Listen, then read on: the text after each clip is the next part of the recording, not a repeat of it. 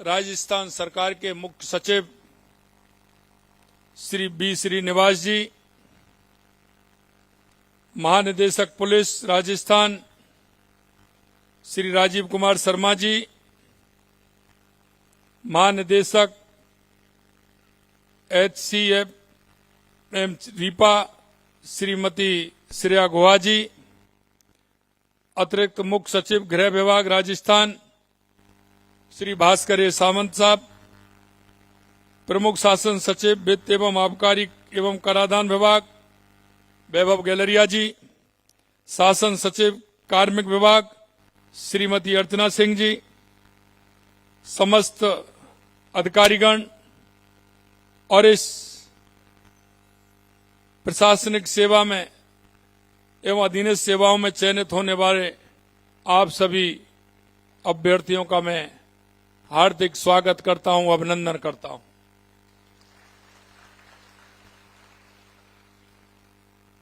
आपका ये चयन आपकी वर्षों की कड़ी मेहनत,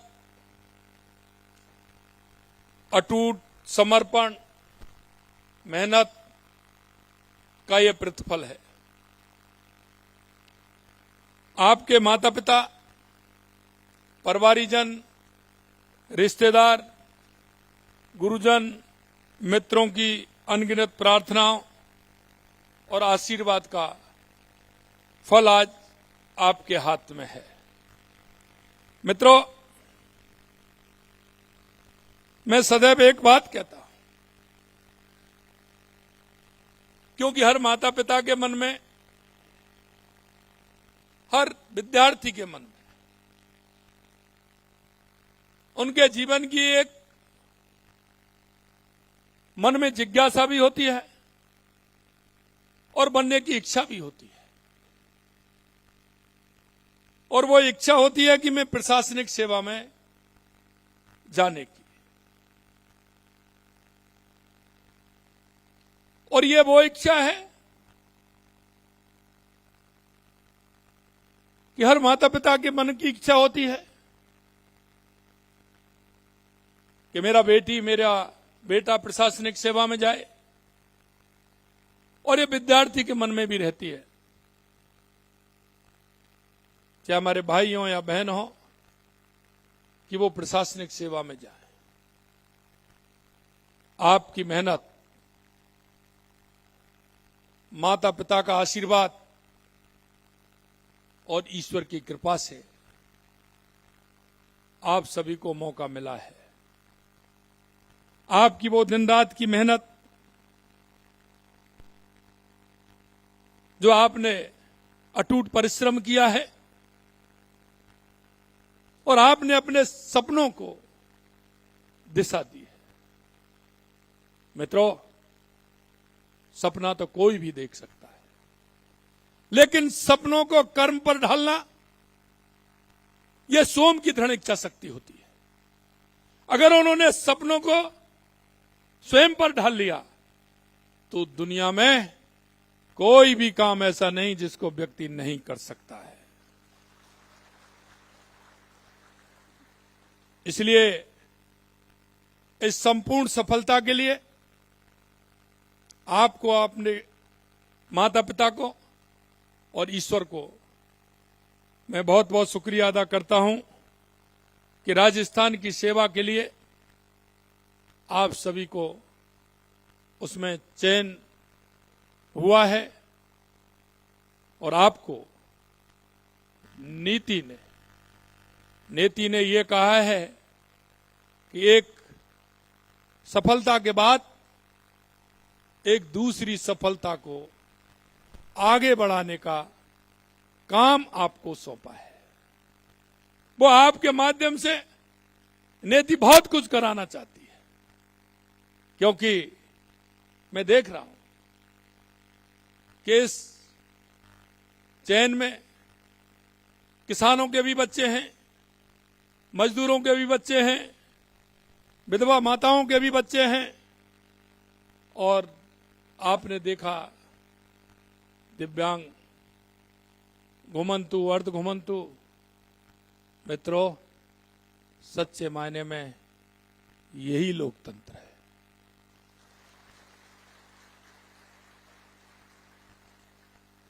और जिसको अगर मेहनत का कर्म का पुरस्कार नहीं मिलता है, उसकी आत्मा जीवन भर रोती है। अगर उसके साथ कोई भी गलत होता है तो जीवन भर उसके मन में जो टीस रहती है, उसके मन में जो एक ग्रंथि पड़ जाती है, मित्रों, वो जीवन भर नहीं निकल पाती है। मैं आप सभी को बहुत बहुत बधाई और शुभकामनाएं देना चाहता हूं।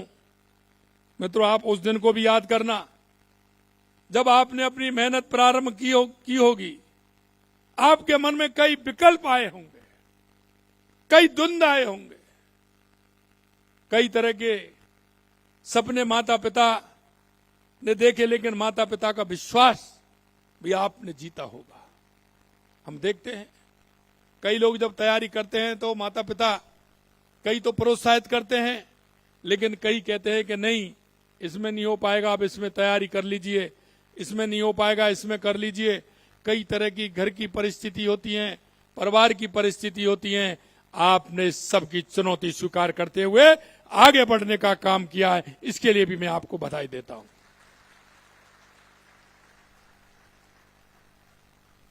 आपसे मेरा अनुरोध है,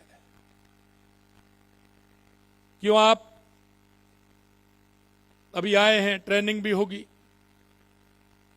आप सेवा में जाएंगे, आपको अपॉर्चुनिटी भी काफी मिलेंगे, लेकिन मेरे बंधुओं, आगे बढ़िए, कर्म करते हुए और आगे बढ़िए, लेकिन पीछे देखना मत भूलिएगा। जो आपके पीछे आपके भाई, जो आपके पीछे खड़े,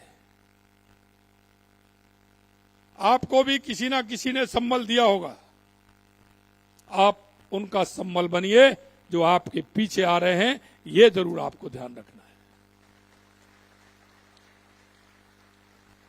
क्योंकि आदमी के जीवन में कई उतार चढ़ाव आते हैं, कई जीवन में उतार चढ़ाव आते हैं। हम हमारे अतीत को भूल जाते हैं, आगे की संज्ञा में हम आगे बढ़ जाते हैं। हम भूल जाते हैं कि हम कहां से निकले। हमें मंजिल तय करना आवश्यक है, उसको करिए, लेकिन आपके पास वही आने वाले हैं जब आप किसी के पास गए होंगे और आपको भी निराशा हाथ लगी होगी, आपका विश्वास और आपका मन भी टूटा होगा। मैं आपको आज इसलिए कहना चाहता हूं कि आपको भी मन में यह विचार करना चाहिए कि आने वाले जो लोग मेरे पास आएंगे, गांव का गरीब आएगा, मजदूर आएगा, दिव्यांग भाई आएगा, मेरी विधवा मां भी आएगी, मेरी बहन भी आएगी। मेरे भाई और बहनों, हमें उनका ख्याल रखते हुए हमें हमारी मंजिल तय करनी है, इसका भी आपको ध्यान रखना है।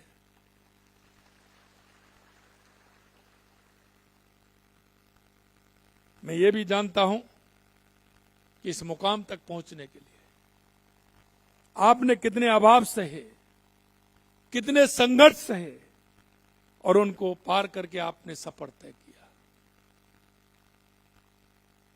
ये मत भूलना,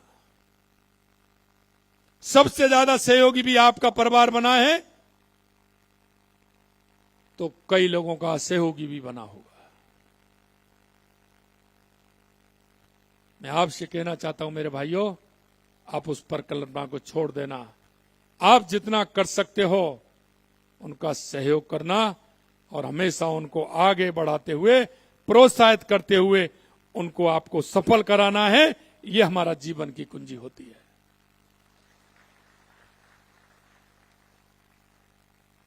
आप कई गांव से आए, कई ढाणियों से आए, कई ऐसे होंगे जो गांव में पहली बार उनका चयन हुआ होगा, पहली बार चयन हुआ होगा। कई ऐसे हैं कि कई ने कल्पना की होगी, लेकिन वो मेहनत नहीं कर पाए। और इसीलिए मैं कहता हूं कि व्यक्ति का कर्म आधार होता है, और ये भी मन में विश्वास कर लेना, जो कर्म आप करेंगे ईश्वर पूर्ण रूप से साथ देता है, पूर्ण रूप से साथ देता है। कई हमारे छोटे दुकानदारों के बेटे होंगे, कई किसान के बेटे होंगे, कई मजदूर के बेटे होंगे। आपका संघर्ष अब समाप्त नहीं है, बल्कि एक नई जिम्मेदारी के रूप में आपके कंधों पर आ गई है। और वो जिम्मेदारी ये है कि आपको राजस्थान प्रदेश को भी आगे बढ़ाना है, मेरे गांव को भी आगे बढ़ाना है, मेरे जिले को भी आगे बढ़ाना है। आपको उन लोगों के सपनों को भी पूरा करना है जिनको आपसे आशा और उम्मीद है। और आशा और उम्मीद और बढ़ जाती है। हमारा जीवन का लक्ष्य होता है, और जब हम लक्ष्य तय करते हैं तो हम जीवन का एक रोड मैप भी तैयार करते हैं। और रोड मैप जब तैयार होता है तो हमें सब कुछ दिखाई देता है। आपने ये भी देखा होगा, कई लोगों का व्यवहार आचरण जिनका अच्छा है उनको आज भी सम्मान है, लेकिन उनका आज आचरण जिनका ठीक नहीं रहा है तो हमेशा कहता हूं मैं, चौकीदार भी उनको पानी नहीं पिलाता है। मेरे मित्रों, ये जीवन का सार है। जिंदगी में सब कुछ आपके देखते देखते जब बचपन को देखोगे, धीरे धीरे बचपन के आगे निकलोगे, क्योंकि आप पहले छोटे विद्यार्थी थे, बड़े विद्यार्थी बने, आप कॉलेज में आए, उसके बाद आपने प्रशासनिक तैयारियां की। हर 2 साल का 3 साल का गैप देखते हुए आपके जीवन को एक बार टटोल लीजिए, देख लीजिए कि हम कहां थे, कैसे आए, कैसे बढ़े, उसके बाद क्या हुआ। और आगे अब भी नई जिम्मेदारी आई है तो कई तरह की संगतें भी आपको मिलने वाली है, कई तरह के विचार भी मिलने वाले हैं, लेकिन आप अपने विचार पर दृढ़ता से काम करिए। क्योंकि जब व्यक्ति नहीं बनता है, जब वो सोचता है।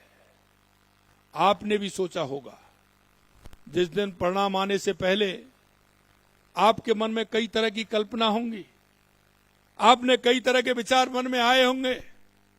अगर मेरा चयन हो जाता है तो मैं ये करूंगा, राज्य की सेवा करूंगा, गरीबों की सेवा करूंगा, मेरे पास कोई आएगा उसको तसल्ली से समझाऊंगा। लेकिन मैं आपसे यही कहना चाहता हूं, और इसीलिए मैंने कहा है कि आपका चयन होने से पहले जो आपके मन में इच्छा, जो भाव प्रकट हुए थे, उन भावों को बनाए रखना। अब उन भावों को बनाए रखोगे तो जीवन की निश्चित रूप से ऊंचाइयों को छुओगे। मेरे भाइयों, मैं आपको यह भी कहना चाहता हूं कि आप लोग एक बात याद रखें, परिश्रम वो सीढ़ी है जो आपको पद तक ले जाती है, किंतु सेवा भाव वो नीम है जो आपको जनता के दिलों में सदा के लिए स्थायी बना देता है।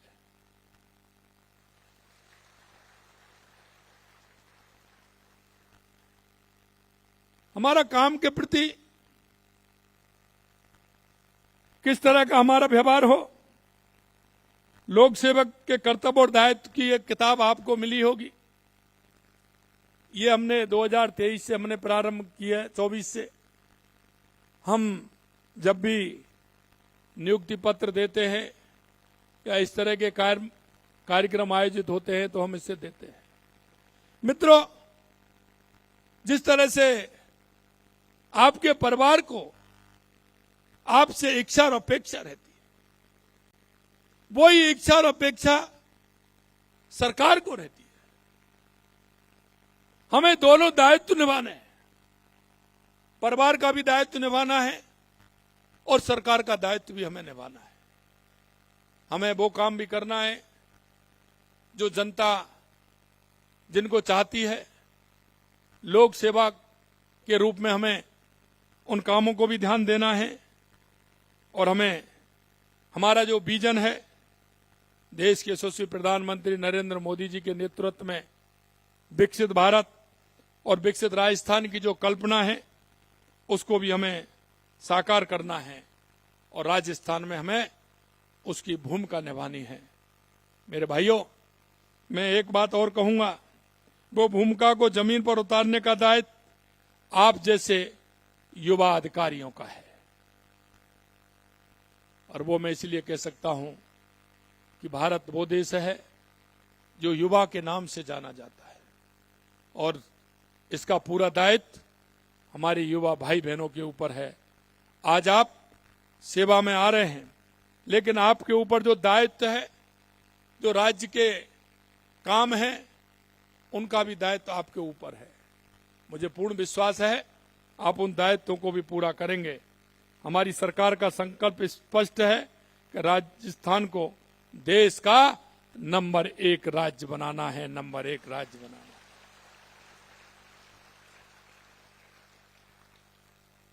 मैं आपको कुछ राजस्थान का एक जो हम जब 2023 में हम आए थे तो हमने एक संपूर्ण मॉडल तैयार किया। वो राजस्थान की जनता की भावना से हमारे अधिकारी, हमारे वरिष्ठ जन, राजस्थान की जनता, हमने जब हम 23 में आए थे तो हमने उनसे एक रोड मैप बनवाया। एक रोड मैप, संपूर्ण राजस्थान का रोड मैप कैसे हो सकता है, हमारा राजस्थान विकसित राजस्थान कैसे बन सकता है, उत्कृष्ट राजस्थान कैसे बन सकता है। तो हमने 2 महीने के अंदर, जनवरी फरवरी के अंदर हमने एक रोड मैप बनवाया। रोड मैप बनाया कि हमें क्या क्या आवश्यकता है। अनप्लान्ड कार्यक्रम जो होते हैं वो ठीक नहीं होते हैं। हमने संपूर्ण राजस्थान की एक प्लान दिया और वो प्लान हमारा यह था कि राजस्थान में सबसे पहले आवश्यकता किस बात की है, हमें क्या करना चाहिए। हमने ये सोचा कि राजस्थान के अंदर सबसे पहले आवश्यकता पानी की है, तो हमने राजस्थान के हर जिले का पानी का रोड मैप बनवाया कि राजस्थान में कैसे हम पानी की व्यवस्था कर सकते हैं जिससे हमारा किसान, हमारा उद्योग, हमारा गरीब मजदूर व्यक्ति को उसका लाभ हो। राजस्थान में खेती के लिए भी पानी मिले और हमारे उद्योग के भी लिए मिले और हमारा 24 घंटे हमारे उपभोक्ता को भी पानी मिले, हमारे जन को भी पानी मिले। तो हमने एक संपूर्ण नक्शा बनाया। तो उसमें हमारी राम जल सेतु ईआरसीपी योजना, यमुना जल, इंदिरा गांधी गंगा नहर, हमारे देवास स्कीम, ब्राह्मणी नदी से पानी कैसे आए, सोम कमलाम से लेकर के हमारा जवाई बांध कैसे भरे, नर्मदा का पानी कैसे आए, इसका संपूर्ण नक्शा हमने बनाया। और मैं आपको विश्वास दिलाना चाहता हूं, जब हमने संपूर्ण नक्शा बनाया, आज हम कह सकते हैं कि हमारा चारों दिशाओं में संपूर्ण राजस्थान के लिए पानी के लिए लगातार काम हो रहा है और उसकी योजना हमारी सफल हो रही है और वो योजना हमारी धरातल पर आने लग गई है। दूसरा हमारा प्लान था कि राजस्थान में सबसे ज्यादा आवश्यकता बिजली की है, हम बिजली के उत्पादन को हम कैसे बढ़ाएं। हमने सबसे पहले 2,40,000 करोड़ का केंद्र सरकार से एमओयू किया, उसको आगे बढ़ाया और हमने सोलर के माध्यम से उस काम को आगे बढ़ाते हुए आज हम कह सकते हैं कि 2 साल के अंदर हमने 8,271 मेगावाट बिजली पैदा करने का काम हमारी सरकार ने किया है और 2027 तक हम बिजली के अंदर आत्मनिर्भर बन जाएंगे। हमने कहा है कि किसान को हम दिन में बिजली देंगे, उपभोक्ता को 24 घंटे बिजली देंगे, उद्योग के लिए 24 घंटे बिजली देंगे। और आप देख रहे हैं लगातार बिजली की स्थिति, आप सब गांव से आते हैं, पहले आई गई, लेकिन आप देख रहे हैं कि स्थायी रूप से, पूर्ण रूप से पूरे राजस्थान के हर जिले को बिजली मिल रही है और 22 जिलों में किसान को हम दिन में बिजली देने का काम कर रहे हैं। दूसरी आवश्यकता हमारी थी कि हमारे युवाओं को, जो खून के आंसू रो रहा था, पूरी तरह से परेशान था, हमारे युवाओं का हौसला कैसे अफजाई हो। मित्रों, हमने कहा था आते ही, हमने जब ये कहा था कि पहली साल में हम 1 लाख नौकरी देंगे, 5 साल में 4 लाख नौकरी देंगे। आपने देखा है 1.25 लाख नियुक्ति पत्र हमने दे दिए, 1,35,000 प्रक्रियाधीन है और 1 लाख की हमने 12 जनवरी को घोषणा की, 25,000 हमने बजट में बढ़ा दिए, 1.25 लाख की हमने कैलेंडर जारी कर दिया। ये युवाओं के लिए एक रोड मैप हमने बनाया। इसके अलावा हमने कहा कि सभी युवाओं को सरकारी नौकरी कैसे मिल सकती है, तो हमारा उद्योग राजस्थान में आए। तो पहले ही साल में ही हमने राइजिंग राजस्थान किया, 35 लाख करोड़ के एमओयू हुए, उनमें से 8 लाख से अधिक जमीन पर उतर गए। और इसीलिए आपने देखा होगा हमने 12 जनवरी को युवा नीति लेकर के आए थे, और उस युवा नीति का स्पष्ट संदेश है, क्योंकि मैं जानता हूं कोई भी मेरा युवा भाई 22 साल का, 25 साल का, 26 साल का जब किसी पर पैसे मांगने जाता है तो उसका विश्वास कोई नहीं करता है। सबसे पहले जिनको उम्मीद होती है, घर वाले जो होते हैं, उनसे मांगने जाता है तो सबसे पहले मना करते हैं, मैंने तो इसमें लगा दिया, मेरे तो इनमें लगा दिया, बहाने बना देते हैं, नहीं मिलता। लेकिन मेरे भाइयों, मैं कहना चाहता हूं, हमने राइजिंग राजस्थान के माध्यम से 3 लाख युवाओं को प्राइवेट सेक्टर में नौकरी देने का काम किया है। और युवा नीति के माध्यम से हम चाहते हैं कि हमारा युवा नौकरी देने वाला नहीं, लेने वाला नहीं, नौकरी देने वाला बने। इसके लिए 50 लाख रुपए से लेकर के 1 करोड़ रुपए तक का हमने बिना ब्याज के ऋण देने का काम हमारी युवा नीति में हमने किया है। और मैं आपसे भी कहना चाहता हूं, क्योंकि आपके भी परिवार में कोई ऐसे मेरे भाई हैं, मेरी बहन हैं, जो राइजिंग राजस्थान में बड़ी बड़ी जो कंपनी आई हैं, उनके नीचे छोटे छोटे जो कंपनियां लगती हैं, छोटे छोटे पार्ट्स की आवश्यकता होती है, उनका कोई हम ऐसा छोटा उद्योग उसमें लगा सकते हैं। सरकार पूरी तरह से तैयार है। मैं युवाओं से कहना चाहता हूं, मेरे भाई और बहनों, कि हम सरकारी नौकरी तो दे ही रहे, लेकिन प्राइवेट सेक्टर में भी काम करना चाहते हैं तो उसके द्वार भी आपको खुले हुए हैं। और हम कोई गारंटी नहीं, गारंटी देश के यशस्वी प्रधानमंत्री नरेंद्र मोदी जी और आपका ये प्रदेश का सेवक, वो गारंटी देने को भी तैयार हैं। युवाओं से कहना चाहता हूं, आगे आइए और अपना निजी काम भी खोलिए। हमें लगता है कि जिस तरह से हमने योजना बनाई है संपूर्ण राजस्थान के लिए, हम चाहते हैं कि आने वाले समय में राजस्थान पोटेंशियल है या बहुत बड़ी आवश्यकता है। किसी भी क्षेत्र को देख ले, पर्यटन के क्षेत्र में हमारा राजस्थान सबसे निराला है। आप देख रहे हैं हमारे बड़े बड़े किले, महल, हमारे अभ्यारण्य, हमारी झीलें, हमारा डेजर्ट, शेखावाटी की हमारी हवेलियां, क्या नहीं है, सब कुछ राजस्थान के अंदर है। अगर मैं मिनरल की बात करूं तो 85 प्रकार के मिनरल राजस्थान की इस मिट्टी के अंदर है। हम उसमें क्यों ना अपना उद्योग लगाएं, उस मिनरल में हम क्यों ना हम काम करें, ये भी हमारे लिए पोटेंशियल है। आगे उद्योग भी आ रहे हैं, शिक्षा चिकित्सा के क्षेत्र में भी काम हो रहा है। और आप देख रहे हैं परमाणु ऊर्जा विभाग का 45,000 करोड़ रुपए का अभी शिलान्यास हुआ है बांसवाड़ा के अंदर, वो भी हमारा हो रहा है। रिफाइनरी हमारी प्रारंभ होने वाली है। इस तरह के काम भी हमारे राजस्थान के अंदर हो रहे हैं। पेट्रोकेमिकल के लिए आप बालोतरा, बाड़मेर में आ सकते हैं, वहां अपनी कोई ना कोई उद्योग वहां लगा सकते हैं। और आप देख रहे हैं निमराना और हमारा भिवाड़ी में लगातार खुसखेड़ा में हमारा उद्योग आ रहा है। और आप देख रहे हैं कि दिल्ली मुंबई कॉरिडोर, भारतमाला एक्सप्रेस, और उसमें में से एक जोड़ने वाला एक एक्सप्रेस और मंजूर हुआ है। 9 ग्रीन फील्ड हम बना रहे हैं जो राजस्थान की दूरियों को कम करेंगे। मेरे भाई और बहनों, मैं आपसे कहना चाहता हूं, आपसे विनम्र अनुरोध करना चाहता हूं कि आप अपने उन ऐसे भाइयों को, बहनों को, रिश्तेदारों को कोई लाइन दीजिए, उनको प्रोत्साहित करिए। अगर आप निश्चित रूप से प्रोत्साहित करेंगे तो वो अपने जीवन में उत्साह और उमंग के साथ अपना जीवन जी सकते हैं। मैं आपसे ये भी कहना चाहता हूं मेरे भाइयों कि लगातार हमारी सरकार पूरी तरह से हर क्षेत्र के लिए काम कर रही है। अभी हमारा आने वाले समय में लैंग्वेज का हमारा विद्यालय भी प्रारंभ होने वाला है। अगर कोई विदेश जाना चाहता है तो उसके लिए भी हम द्वार खोल रहे हैं, और वो जहां भी जाना चाहता है लैंग्वेज सीखे, यहीं उसका इंटरव्यू हो और विदेश में भी जाए तो उस काम को भी हमें करना है। क्योंकि 1893 में स्वामी विवेकानंद जी ने कहा था 21वीं सदी भारत की होगी।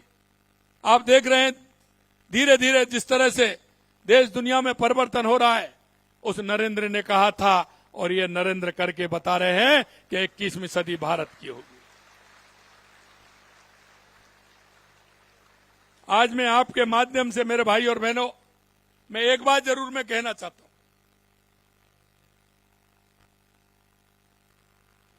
एक बात जरूर मैं आपसे कहना चाहता हूं कि जीवन में कोई ना कोई व्यक्ति का मार्गदर्शन हमें मिलता है। कोई ना कोई किसी ना किसी क्षेत्र में जाने के लिए हमें प्रेरित करता है। आपके माध्यम से मैं चाहता हूं कि हमारे इस राजस्थान के नौजवानों को आप प्रेरित करें। उनके जीवन में जो आप प्रेरित करेंगे वो जिंदगी भर आपको याद रखेंगे, जिंदगी भर आपको याद रखेंगे। कहीं ना कहीं आपके पीछे भी कोई ना कोई रहा होगा। माताजी, पिताजी, गुरुजी, साथी, संबंधी, किसी ना किसी ने आपको प्रेरित किया है और आपने मुकाम हासिल किया है। आप भी किसी को प्रेरित करते हुए उसके जीवन को मजबूत करने का काम करेंगे। आपकी सक्रिय भागीदारी इस पूरे अभियान की मजबूत धुरी बनेगी। कृषि, उद्योग, पर्यटन, नवकरणीय ऊर्जा, इंफ्रास्ट्रक्चर, हर क्षेत्र में युवा अधिकारी की ताजा सोच, नवाचार, असीमित ऊर्जा की जरूरत है। और आज के डिजिटल गवर्नेंस में जन आधार राजकाज पोर्टल की आवश्यकता है, उसे भी आप करेंगे। साथियों, मैं हमेशा एक बात कहता हूं कि व्यक्ति के जीवन में कोई ना कोई कहानी होना आवश्यक है, और आपका जीवन शुरुआती है। आपके जीवन की भी कहानी लोग सुनाएं, और यह कहानी जब बनेगी जब आप किसी को आगे बढ़ाने के लिए प्रेरित करेंगे। कोई भी खिलाड़ी होता है मैदान में, लेकिन लोग बाहर होते हैं और बाहर से ही वो जोर जोर से आवाज करते हैं। आपने भी की होगी, कहीं भी किसी दंगल में गए होंगे, क्रिकेट के मैदान में आप खेल देखने गए होंगे, कोई किसी भी मैदान में गए होंगे, तो आपने हाँ ये कर दीजिए, आप बैठे बैठे कुर्सी पर करते हैं कि नहीं करते हैं? हौसला अफजाई करते हैं कि नहीं करते हैं? कुर्सी पे से हिल नहीं रहे लेकिन हौसला अफजाई जोरदार कर रहे हैं, करते हैं। तो ये हौसला अफजाई करने में आपका क्या जा रहा है? कुछ खर्च हो रहा है क्या? बताइए भाई। आपका करने में कोई बचत हो रही हो, हौसला इसका अफजाई नहीं करना है, हमें उसको ताकत नहीं देनी है, और आपकी बचत हो रही हो तो मैं अच्छी बात मानता हूं। भाई एक काम कर रहे हो, आप बचत कर रहे हो, लेकिन आपके एक छोटे से प्रयास से, छोटे से हौसले से उसके जीवन का आधार बदल रहा है। उसके जीवन का जो सपना है वो उससे पा रहा है। ये मेरे युवा साथियों, आप इस राजस्थान के कर्णधार हैं। आप आने वाले समय के वो व्यक्तित्व हैं जो राजस्थान की कहानी अपनी कलम से लिखने वाले हैं। मैं आपसे यही आशा और उम्मीद करता हूं, और आशा और उम्मीद उससे की जाती है जो करने लायक होता है। क्योंकि जीवन में यह भी ध्यान रखना है, 3 परिस्थितियों में आदमी आपके पास आता है। एक भाव में, एक अभाव में, एक प्रभाव में।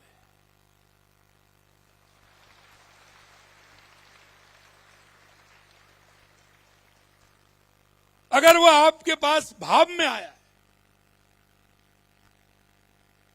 तो आप भाग्यशाली हैं।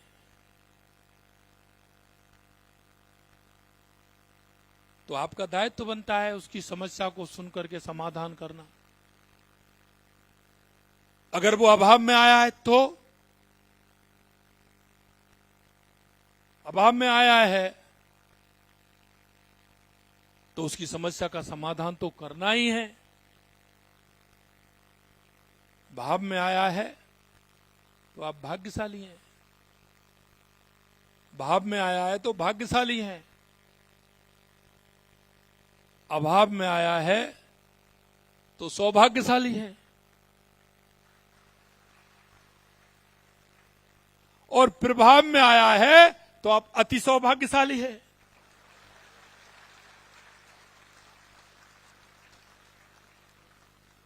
और आप देख लीजिए कोई भी व्यक्ति आएगा इन तीनों विषयों को लेकर के आएगा। अगर वो आपके पास से निराश जाएगा तो उसके मन को चोट लगेगी कि नहीं लगेगी? और आप भी किसी के पास गए होंगे तो चोट लगी भी होगी, लगी होगी कि नहीं? आपको कितना बुरा लगा होगा। लेकिन जिस किसी ने आपके भाव को, प्रभाव को, अभाव को अगर समझ लिया होगा और उसने आपको समझ करके आपका निराकरण कर दिया होगा तो वो कैसा लगा होगा आपको? एक बार उसके नाम ताली बजा दीजिए।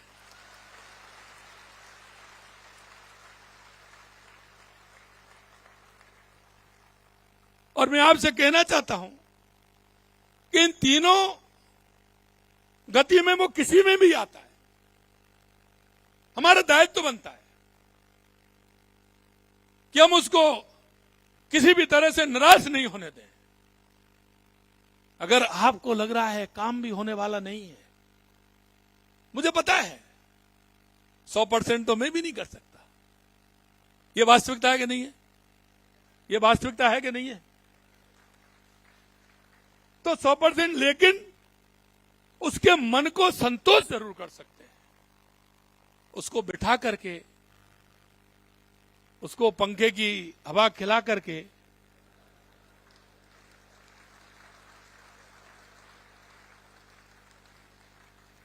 उसको ठंडा पानी पिला करके, उसके उस दुख को कम कर सकते हैं कि नहीं कर सकते? काम नहीं हो, लेकिन वो घर जाकर के अपने परिवार वालों से ऐसा कहेगा कि अधिकारी मुझे बहुत अच्छा मिला है।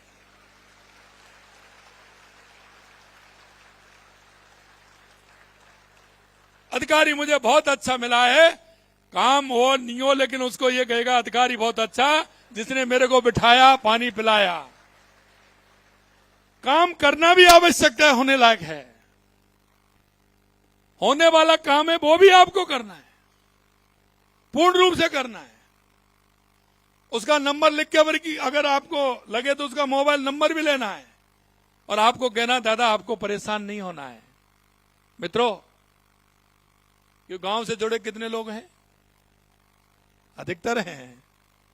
चलिए, आप देखते हो, मेरा वो बूढ़ा ताऊ, मेरा बूढ़ा काका जब गांव से शहर की तरफ जाता है या उपखंड की तरफ जाता है तो घर से सुबह नाश्ता करके आता है, खाना खा के, दलिया खा के आता है। आता है कि नहीं आता है?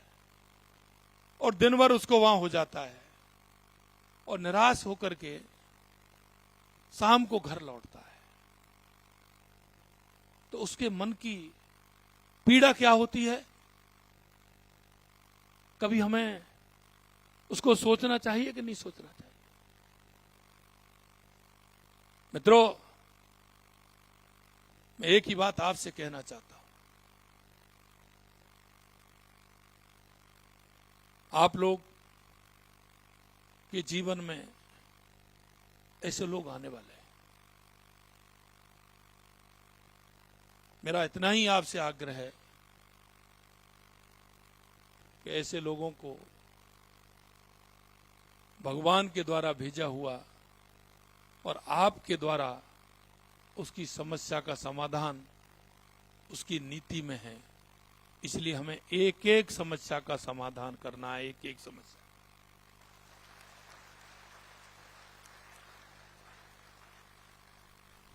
आप लोक सेवक हैं, ये हमारा दायित्व है। आज से आपका परिवर्तन हो गया। अब तक आप नौकरी मांगने वाले थे, आप उस लाइन में लग रहे थे। आज से आपका दायित्व तो बदल गया है।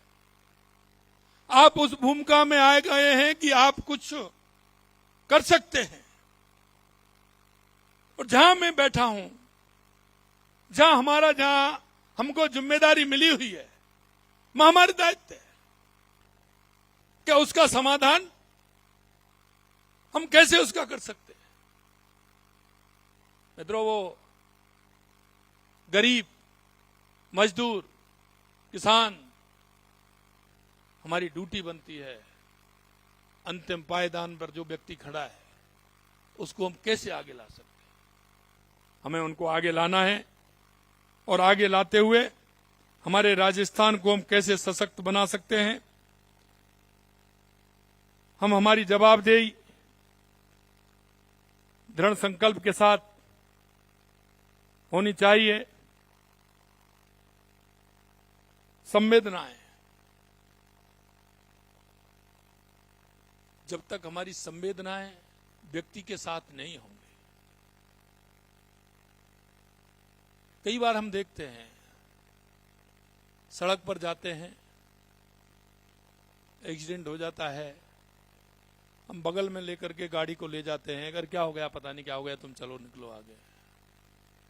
और जब आगे 10 किलोमीटर 20 किलोमीटर पर पहुंचते हैं और जब आपके पास फोन आया है वहां एक्सीडेंट हो गया, उसमें आपका सगा संबंधी कोई है, तो आपको कितनी पीड़ा होती है कि मैं तो 10 मिनट पहले वहीं से निकल करके आया हूं।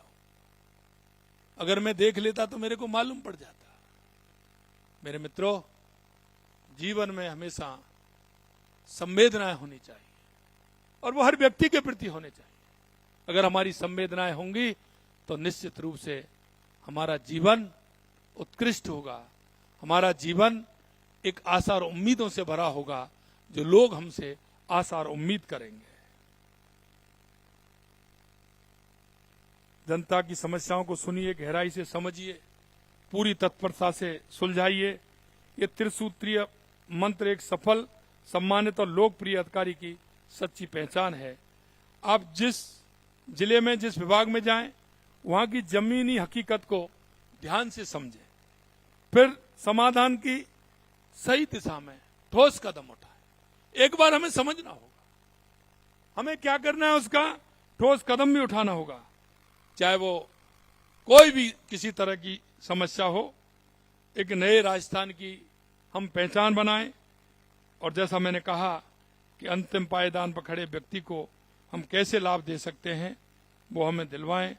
जनता की हर शिकायत, हर आवेदन का निपटारा निर्धारित समय सीमा में हो, ये आपका पहला दायित्व है। क्योंकि न्याय में देरी भी क्या होता है ना। तो इसलिए हम उसको त्वरित करें, समय पे उसका समाधान करेंगे तो निश्चित रूप से उसका जनता में एक अच्छा संदेश भी जाएगा और जनता की इच्छाओं पर खरा भी उतरेंगे। मुझे पूर्ण विश्वास है आप उसमें सभी खरे उतरेंगे, ऐसा मुझे विश्वास है। इसलिए हर निर्णय में पारदर्शिता रखें, हर कार्य में जवाबदेही सुनिश्चित करें। आप राज्य के नैतिक आधार स्तंभ हैं।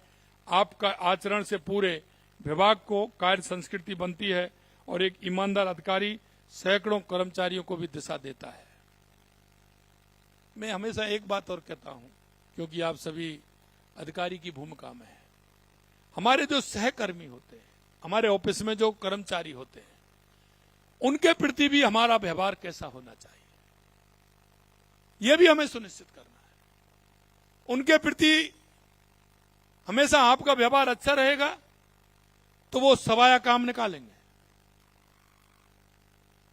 अगर हमारा व्यवहार ठीक नहीं रहेगा तो बार बार वो घड़ी देखने लग जाएंगे।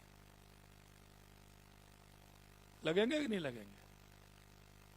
तो मेरा आप सभी से इतना है कि वहां भी आप पूरी तरह से उनको साथ लेकर के अपनी क्षमता का उपयोग करते हुए नवाचार उसमें करेंगे। हमारे पास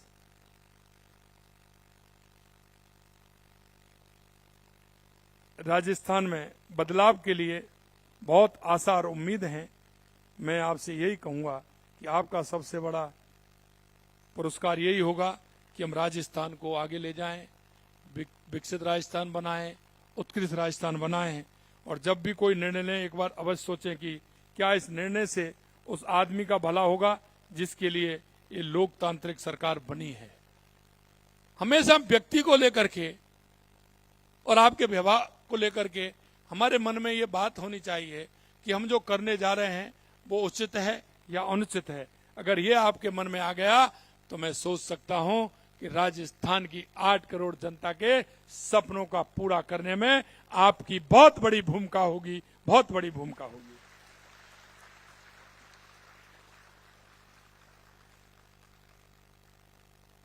मैं अंत में ईश्वर से प्रार्थना करता हूं कि आपको अपने पवित्र कर्तव्यों को निभाने की शक्ति, सही विवेक, अडिग साहस और सदा सर्वदा मिलता रहे।